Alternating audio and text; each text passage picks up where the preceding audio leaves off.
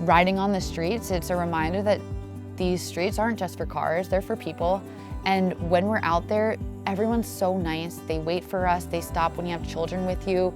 People take it a lot slower. It's very different than when like you're kitted up in your spandex riding down the road. You know, people don't always have that same generosity, but when you're in your street clothes and hanging out listening to music with other people, it's like, oh yeah, wait, these roads are for us. They're for all of us.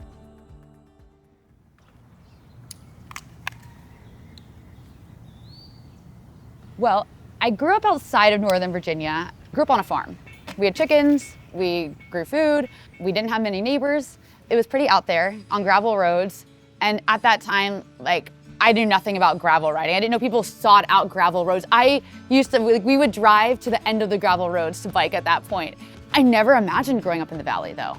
I came here to swim at school, and I very much was on the bubble of campus. I would bike around, I was involved in a lot of things in the community, but I did not think so far ahead as to I would come back here.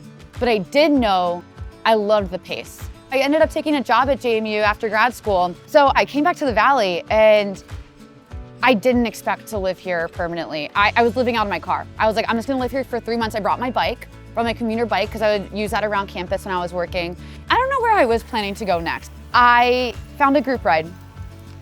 It was with Rich Harris. It was on a Sunday. We were out, like, we left out of Bridgewater and we were biking through the valley, and I had so much fun. That was kind of like my segue into the biking community. The reason that I bike as much as I do and love it as much as I do is truly because there were so many people that pulled me in at different points, taught me how to bike, taught me how to clip in, set me up with some bibs, let me borrow their bikes. I want to continue making sure there's opportunities like that for other people, because like, had that not been the case, had someone not taken my hand and been like, let me show you these roads, let me get you on my bike, here's some equipment, this will make your experience a lot better, I wouldn't be riding. I ended up finding the women's ride in Harrisonburg. Kelly Paddock was leading a Wednesday women's ride, and I mean, we'd have like 15 women that would come on this ride. It was like a whole portal opened up for me of a world I never imagined existed. And so every Wednesday we would meet at the bike shop and we would ride like 20 to 25 miles through town. And it was so fun. I learned all the gravel roads and the valley roads, and that's when all this began.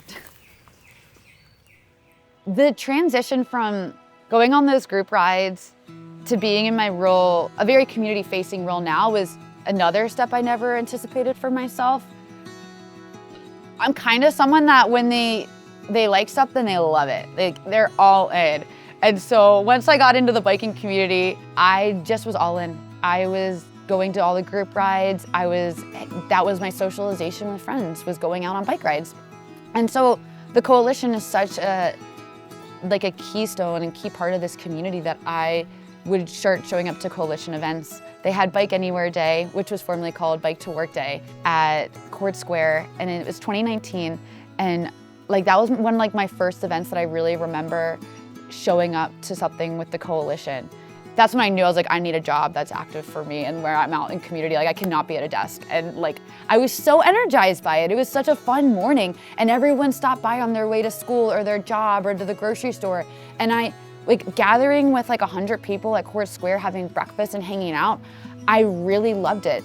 Cut to 4 years later, and now like I'm the one organizing those events. It's pretty special because that was my entry point into this community of the coalition, was through events like that. And that's why events are so important, because that is how people get introduced to the work that you do. That's their first experience being a part of it. And so now that I get to create those experiences for other people, I remember what it was like finding those events and being a part of that community, and it unlocking a whole new world for me.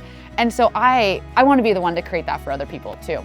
I know that in 2015, Bike Month was formally recognized in the state of Virginia. We kicked things off on the first day of May with an ice cream ride.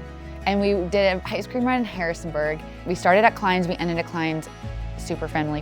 It was 2 miles. We did some bike lessons. We did bike to school day, which is really fun. Bike, walk, roll to school day. So whichever way you can get there, a reminder that when you do it with your community and your neighborhood, like, it's a fun time. It's a great way to start the day. We had Bike Anywhere Day. Another event that was great was the collaboration with the Friendly City Food Co-op doing the DIY bike clinic. The last event that we did was a new twist on what was always called the Ride of Silence.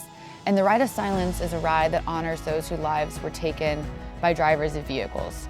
Bike Month is important because any chance that you have to bring people outside and introduce them to the trails, to moving their bodies, to being in nature, to connecting with other people is important, period. Bike Month is just the beginning. It's just the start, kind of like it was for me. It was like where I dipped my toe in the water. It was like my gateway into this whole other world. And so think of it as an invitation. May is a beautiful time to start riding. I think it's no coincidence that Bike Month is in May. We have events throughout the whole year. So we do multiple events a month. Group hikes, runs, trail work, educational opportunities, advocacy work. Whether you're someone that likes to be in person and gathering with people, or you feel like your best way to be a part of the community is sending a letter to your representative and advocating for more trails, like, figure out what it is for you. And so, like, think bigger, realize that we all are connecting on this, and this is the way we can bring people together, and that you can be a part of it too.